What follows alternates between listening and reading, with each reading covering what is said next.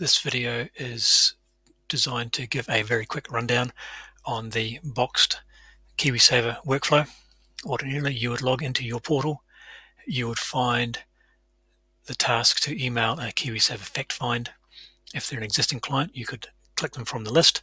Otherwise, you're going to create a new client, put an email address, change the status, first and last names, and then click Create Client Task. When you click on Create Client Task, the email will be populated with a user ID, a password, and a link for the client, and also a link through to your initial disclosure.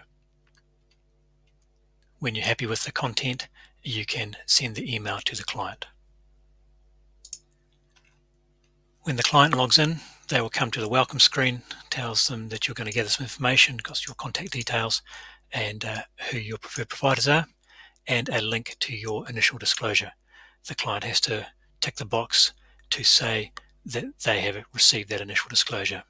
All the content here is editable by you.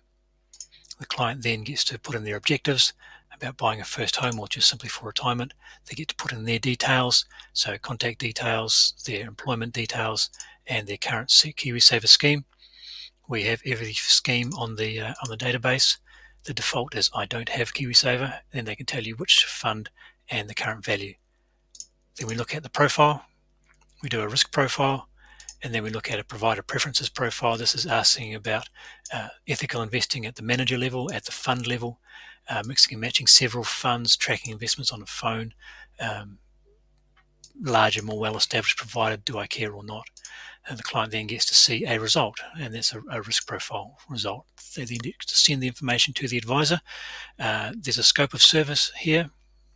You can edit that, and that can be customized to whatever it is you want.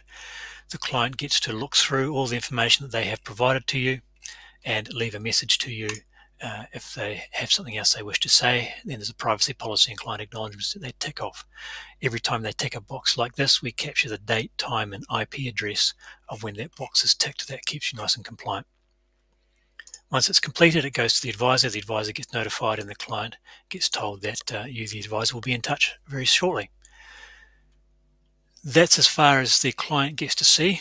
As the advisor, you can log in, you can look at the information, you can print a document, and that document can be created in Word and PDF, and then you create advice. That moves the task from being a client task to being an advisor task. Under advisor tasks, you'll be able to click on the client, you'll be able to look at the name, you'll be able to look at the client profile, see the results of their questionnaire. You can override this. This guy's come out as conservative. You might say that they have to be balanced or growth. You can override that category, and that will populate into your statement of advice. You can look at the provider preferences. We've heat mapped the information so that the darker the color, the more closely it aligns with what the client wishes. And you'll see here one answer has scored quite well and Nico not quite so well. It's not to say I can't recommend Nico. I just might have a few more explanations to provide to the client.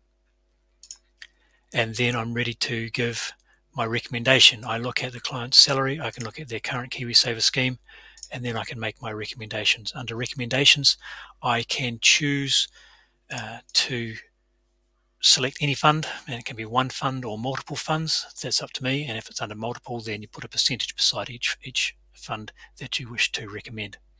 When you're happy with your recommendations, contributions, extra savings, etc., then you click on Save.